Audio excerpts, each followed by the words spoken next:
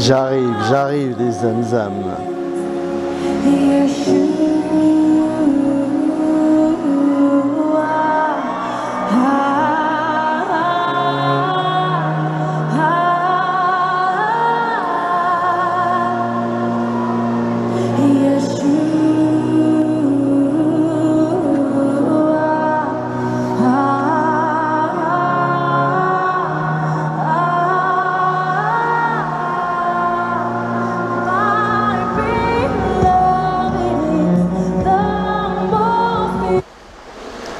Ouais, j'arrête là les zamzam.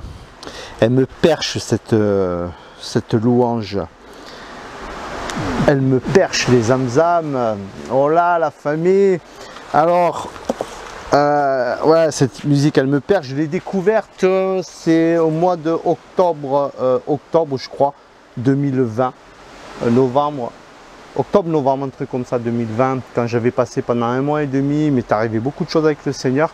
Et cette musique, elle m'a porté tout le long, elle était là. Donc elle m'a marqué, elle a marqué mon ADN. Voilà, c'est des louanges comme ça qui nous marquent. Alors salut. Bon, alors, ils ont vaincu par leur témoignage. Hop, la feuille, viens par là. L'importance du témoignage, les zamzam. Alors déjà, je vais lire un passage dans le livre de l'Apocalypse et on va s'apercevoir à quel point le témoignage est vraiment important. Et je vais justement donner un témoignage de comment un témoignage m'a débloqué. Vous voyez?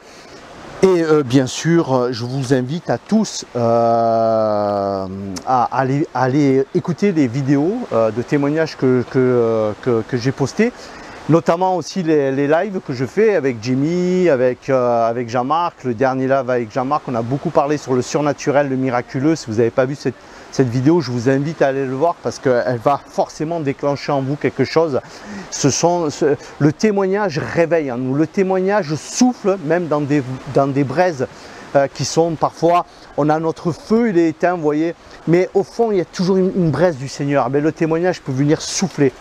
Je suis convaincu, non seulement convaincu, mais on entend, on peut voir les témoignages sur ça. Un témoignage d'un frère, vous savez, le témoignage d'une personne qui est branchée au Seigneur et qui va vous témoigner de ce que Jésus fait pour vous, c'est carrément, ça porte une charge. Un témoignage porte une charge ou une décharge. Voilà, l'onction, ce qu'on pourrait dire. Un témoignage, ça porte ça. Et un témoignage peut carrément, c'est carrément, hein, je veux dire, d'écouter un témoignage, ça peut carrément vous délivrer. Vous libérer d'une addiction, vous libérer d'une dépression, vous libérer d'un problème, d'une maladie mentale, physique, mais le témoignage a cette puissance-là, c'est vraiment important. Et c'est pour cela les zamzam, comme par hasard, une fois de plus, comment ne pas pousser de coups de gueule. C'est pour cela les zamzam que parfois on voit trop souvent, hein, j'ai vu ça, hein, je l'ai vu, hein, que dans les églises classiques, traditionnelles, en commençant par l'église catholique, où vous voyez rarement des gens venir témoigner à côté du curé. Non, vous avez la messe, on ne donne pas la parole aux gens comme ça. Eh bien, on ne laisse pas les gens témoigner, on ne les laisse pas témoigner, on coupe même, moi j'ai vu des gens qui pouvaient témoigner des choses à qui on leur a dit de ne pas témoigner parce que ça dérangeait. Alors, pourquoi ça dérangeait? Je ne sais pas, ça dérangeait le pasteur, ça dérangeait les anciens, ça dérangeait parce que... Mais ça dérangeait, c'est quand même vraiment incroyable. Et donc il y a beaucoup trop de lieux où on ne donne pas l'espace au témoignage. Hein. Par contre, l'espace à la prédication des hommes, je précise, pas la prédication de la croix et de la puissance de la croix, qui doit être accompagnée aussi de témoignages, hein, mais la prédication version théologique, l'enseignement, ça par contre, ça on le donne à fond, mais ça, ben, ça peut être dépourvu de puissance, hein, et trop souvent, ben, ça reste de la théologie, qui est des fois comme de la paille, sèche comme de la paille, selon où on va. Je suis désolé de le dire, mais c'est comme ça. C'est pas une critique de ma part malsaine pour dire ah il critique pour critiquer, j'aime pas ça. C'est pas le but, mais il faut dire ce qu'il y en est. Voilà, donc il y a carrément des lieux où on ne témoigne plus. Et le comble du comble, et si on va encore plus loin là-dedans, malheureusement, on en arrive dans des églises qui sont un peu vieillots, des églises où il n'y a pas une vague renouvelée, des églises où on ne voit pas de nouveaux convertis, des gens qui ont le feu, ou le peu qu'ils l'ont eu, ben, on les a laissés un peu s'attiédir. Ah ben carrément on va dire, est-ce que, admettons, une personne voudrait témoigner, mais là il n'y a plus personne qui se lève, plus personne témoigne, puisque apparemment plus personne n'aurait rien à dire, voilà. Alors que le témoignage, c'est tellement important que moi je suis convaincu que justement l'ennemi des âmes, il a tout fait pour que dans l'église traditionnelle des hommes, on arrête de témoigner. Voilà. Voilà. Ou très peu de témoignages. Très peu. Vous voyez? Très peu. Moi j'avais eu, au début, quand je suis rentré dans la planète église, où j'étais dans l'église, j'étais très bien, une église un peu traditionnelle quand même, il faut dire ce qu'il y en est. Au bout de ça, c'est quoi, au bout de 4-5 ans, je vivais un genre de refroidissement. C'est-à-dire que quand même, c'est vrai, j'avais le feu, il y avait le Seigneur, j'avais vécu des songes, j'avais vécu certains trucs, des visions en dormant et tout, mais là où j'étais, on parlait peu de miracles, on parlait peu, parfois on parlait d'exaucement à la prière, mais du type, donc le niveau miraculeux, vraiment, mon âme, et c'est l'âme, c'est ça l'effervescence aussi d'un enfant de Dieu qui est dans l'ADN avec le Seigneur, tout ça. Mon âme soupirait à voir la main puissante de Dieu, elle soupirait, mais comme beaucoup de gens, votre âme soupire après ça, à part qu'il y en a beaucoup, ils ont étouffé même ce cri du soupir, ils l'ont étouffé, ils disent non, j'en ai pas besoin, mais au fond de toi, toute personne née de nouveau, l'homme nouveau ou la femme nouvelle, ça soupire après voir cette main, et tout est biblique, hein, mais voir cette puissance surnaturelle de Dieu. Et donc là, dans cette église, il y avait très peu de témoignages, et le peu des fois qu'il y avait de témoignages, c'était pour dire par exemple, un témoignage qui m'avait marqué, c'était des gens qui avaient perdu, ils étaient partis en forêt, ils avaient perdu les clés de leur voiture. Alors c'est embêtant ça, tu pars en forêt, à la montagne, puis tu veux repartir, c'est embêtant, ça va être très embêtant. Donc du coup ils avaient prié le Seigneur, ils s'étaient mis ensemble, Seigneur et tout, et ils avaient fini par retrouver les clés d'une façon assez hasardeuse, entre guillemets, mais donc ils attribuaient ça au Seigneur, merci Seigneur, et tant mieux, c'est super. Bien sûr qu'il faut qu'il y ait on va dire ces miracles-là, mais il faut aussi une dimension beaucoup plus grande des fois des miracles, hein, comme voir des paralytiques, des aveugles retrouver la vue, voir des miracles extraordinaires, parce qu'apparemment il y aurait des miracles ordinaires et aussi des miracles extraordinaires. Et donc moi, au bout d'un moment, à force de manger de la théologie, de la religiosité, j'avais fini par m'éteindre. Et je me souviens, j'étais dans un état dépressif. Voilà, j'étais tombé dans une dépression spirituelle. Déprimé, découragé, voilà, ce feu il s'éteignait. Et puis je me souviens dimanche matin, après, je m'étais dit tiens, je vais aller à l'assemblée. Il y avait une église évangélique et à laquelle j'allais régulièrement. J'ai dit vas-y, écoute, ce sera toujours mieux, va t'asseoir au moins. J'avais pas envie de chanter, j'avais envie de rien, mais j'ai dit au moins va t'asseoir pour écouter des chants. Voilà, j'ai fait ça. Ce jour-là, je suis tombé, il y avait un apôtre, un serviteur du Seigneur, un apôtre de Dieu. Et d'un seul coup, il s'était mis à témoigner, vraiment à témoigner. Et lui, il avait dit carrément, et là c'était une première pour moi, parce que du coup, je découvrais qu'il y avait des gens qui pouvaient vivre des trucs pareils avec Dieu. Il a dit qu'en fait il a senti la main de Dieu, donc il avait parlé de témoignages, il a témoigné un tas de choses, mais là moi ce qui m'avait marqué c'est qu'il dit qu'il avait tendu la main et qu'il avait senti la main du Seigneur, mais physiquement carrément lui attraper la main. Mais quand il disait ça, je sentis une dimension, il y avait une charge du royaume tellement forte que c'est comme si on avait ouvert les braises, là où moi j'étais éteint, il restait une petite braise dans le volcan, c'est comme si d'un seul coup Dieu il avait tout ouvert et il avait soufflé, ça s'était rallumé. Son témoignage, ce jour-là, avait rallumé en moi, réveillé, rallumé le volcan, rallumé cette braise, ce feu qui s'était éteint au fur et à mesure par ce témoignage. Et après, il avait donné un enseignement et tout ce qui va avec. Hein, mais c'était son témoignage. Voilà, je voulais juste dire ça. Alors, pourquoi le témoignage? On va prendre dans l'Apocalypse. Et après, depuis, j'avais continué. Et après, j'avais eu des miracles. Des choses sont passées dans ma vie, hein, et comme j'ai pu expliquer dans d'autres vidéos. Hein. Donc, ok, voilà. Donc, quand vous prenez Apocalypse 12, hein, Apocalypse 12, au verset 11, par exemple, il dit « Ils ont vaincu nos frères. » Donc, nos frères ont vaincu. L'agneau a souffert pour eux par le sacrifice et le sang de l'agneau, selon les versions. Hein. Son sang a été leur arme. Donc, ils ont vaincu, les frères ont vaincu par l'agneau qui a souffert. Hein. Son sang a été leurs armes et ils ont témoigné de lui. Et donc, en fait, le témoignage de ce que nous pouvons donner du Seigneur, il on peut voir plusieurs facettes à ce témoignage. Comme un diamant, il y a plusieurs facettes. La première et la plus importante à mon sens, c'est quand Satan t'accuse parce que tu as péché, parce que tu n'as pas bien fait, parce que tu n'as pas assez fait, et que tu es accusé pour finalement voir limite même laisser les choses du Seigneur parce que tu te sens indigne. Alors là, il faut sortir le témoignage, lequel? Le témoignage de son sacrifice, le témoignage de la croix qui va lui-même englober quoi? Le pardon, hein, donc le pardon.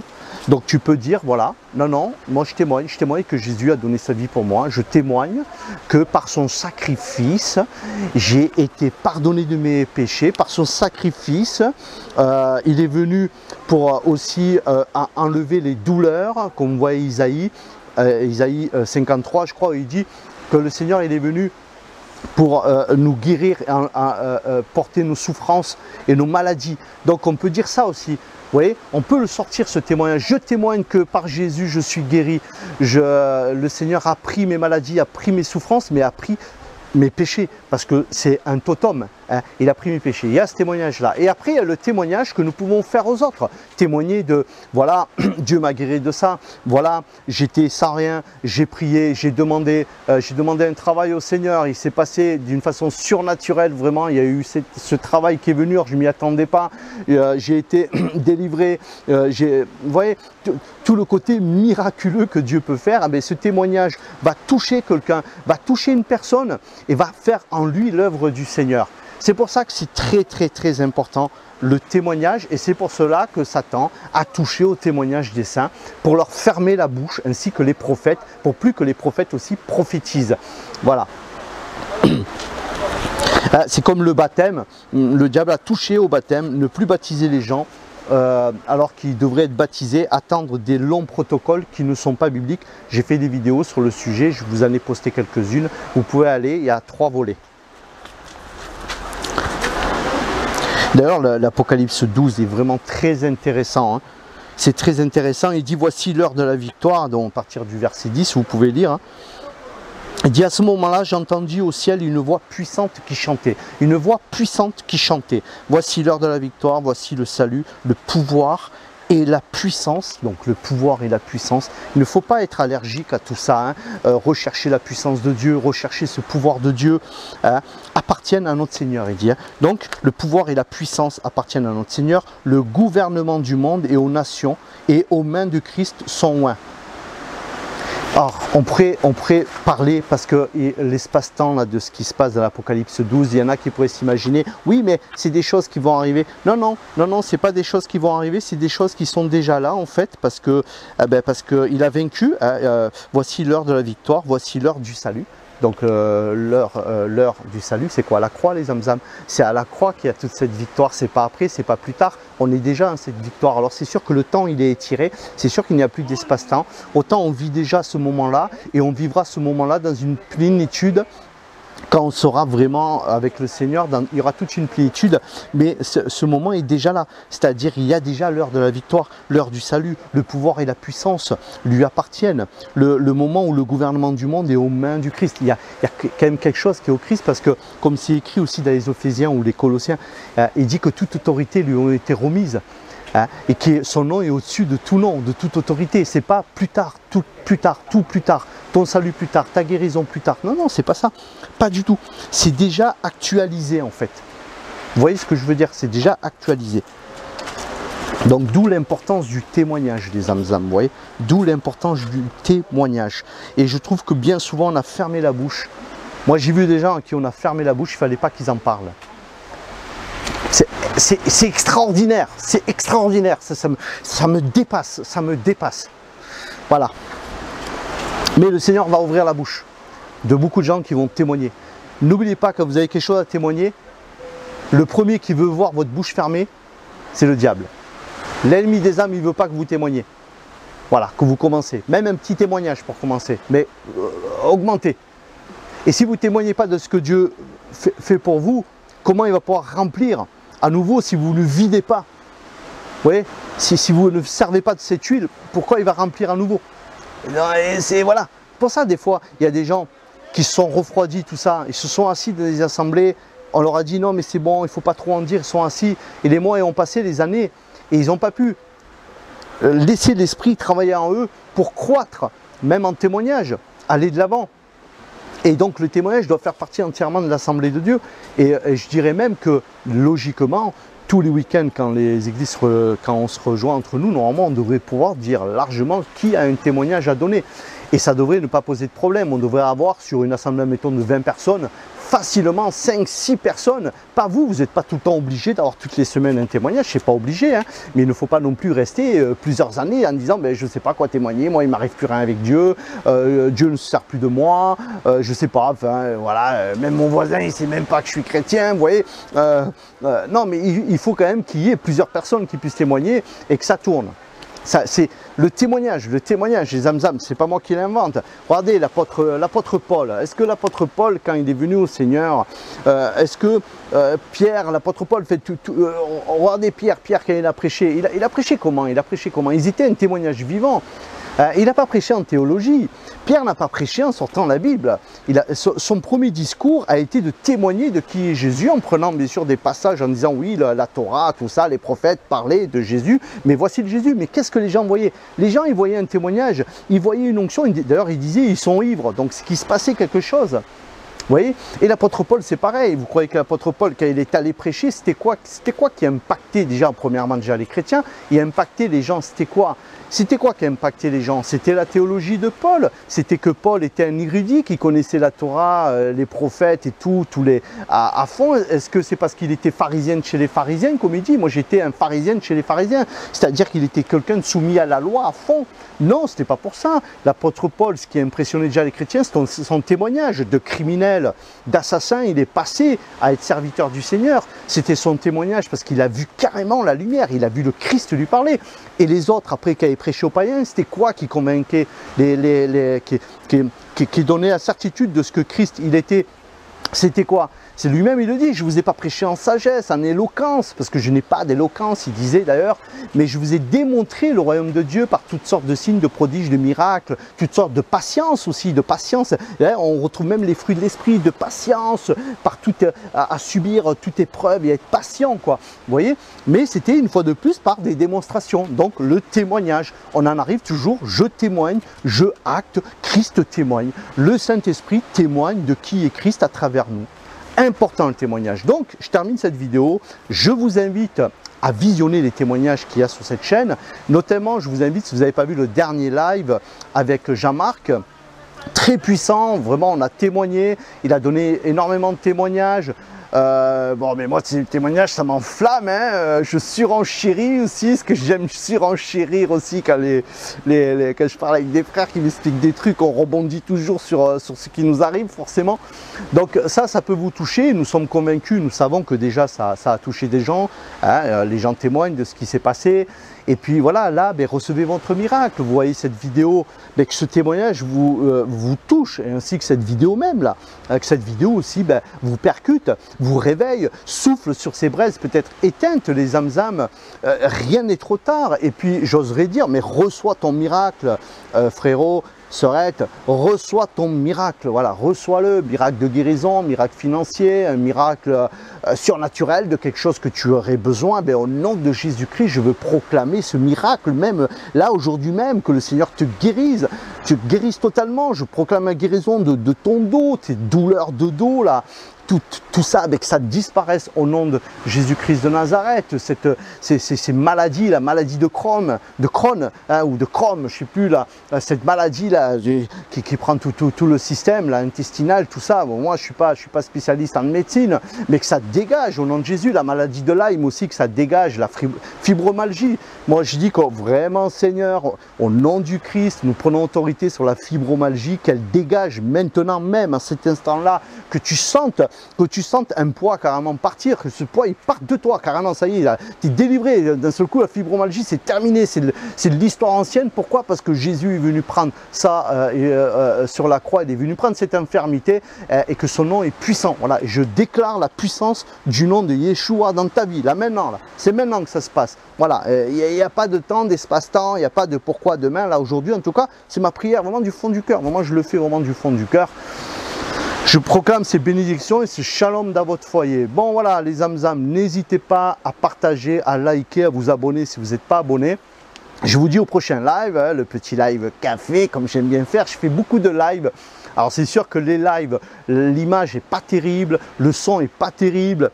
Et que là, ben, moi j'aime bien, hein, c'est un peu mon bureau, hein, ma cathédrale. Et le son est mieux, le son il est mieux. En effet, il est avec le micro là. C'est... Voilà, et ça marche, et j'espère bien, parce que sinon depuis tout à l'heure j'aurais tchatché pour rien. Enfin pas pour rien, ça n'existe pas, il y a les arbres, il y a les oiseaux, il y a tout le monde qui écoute quand même ce que je suis en train de dire. Voilà les zamzam, au prochain live, là, on va continuer sur ça. N'hésitez pas à laisser vos témoignages. Hein. Et voilà, n'hésitez pas. Alors bien sûr, n'oubliez pas, je fais comme ça.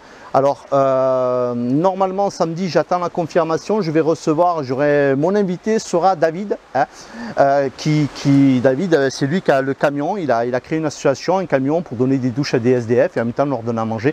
Très intéressant, j'avais parlé une fois avec lui. J'aime bien la façon comment Dieu l'a amené sur certains trucs et comment Dieu, ben, quelque part, lui a enlevé ce côté un peu religieux des fois que nous avons prié. Ben, il a enseigné, il a vraiment des super témoignages à donner qui vont sûrement vous fortifier. Donc samedi normalement je vois avec David, voilà, je passe l'annonce et bien sûr je lis les messages que vous m'envoyez, logiquement j'y réponds. Ça peut être 2 ou 3 jours. Bon, si vous voyez que ça fait 2 semaines que je n'ai pas répondu, c'est qu'il y a un problème, je n'ai pas reçu votre message ou alors vous n'avez pas reçu ma réponse, un des deux. Mais je lis tout le temps et je réponds. Même tous les messages, en général, je les lis. Je mets toujours un pouce, un like pour dire ok, j'ai lu. Je peux aussi ne pas être d'accord avec ce que vous écriviez, mais je mets quand même un like. J'ai pas envie de mettre un pouce comme ça, je mets ça, ok, voilà. Bien évidemment, tous les messages grossiers, insultants, choses qui m'arrivent, ça a dû m'arriver 2 fois depuis que j'ai ma chaîne. Des choses qui viendraient pour mettre une sale ambiance, j'enlève. Hein. Moi, je ne suis pas dans la démocratie à ce niveau-là. J'ai envie de marcher. Dans cette chaîne, venez si on marche ensemble. Moi, j'ai envie de marcher avec les frères et sœurs avec qui on veut marcher. Je ne veux pas débattre. Je ne suis pas là pour débattre, pour vous expliquer si le temps du miracle c'est fini, pas fini. Débattre, voilà. Le débat, les zamzam. Ça fait de nombreuses années que je suis avec le Seigneur, j'ai débattu, mais comme pas possible. Le ring du débat à coups de versets, se donner des punchs, merci, hein, parce que j'ai cassé des nez et j'ai eu aussi des nez cassés. Moi aussi, j'ai pris des coups, j'en ai donné à ce niveau-là. Donc merci, ça ne m'intéresse plus. Voilà, ça ne m'intéresse plus. Donc je ne débattrai pas, je ne chercherai pas à vous convaincre. Par contre, si vous êtes OK, si au fond de vous, ça vibre, que vous sentez que l'esprit vraiment vous parle, vous dites bon, mais c'est bon, on y va. Et là, il n'y a pas de souci, les zamzam. Allez, à la prochaine vidéo. Ciao, ciao, shalom à tous.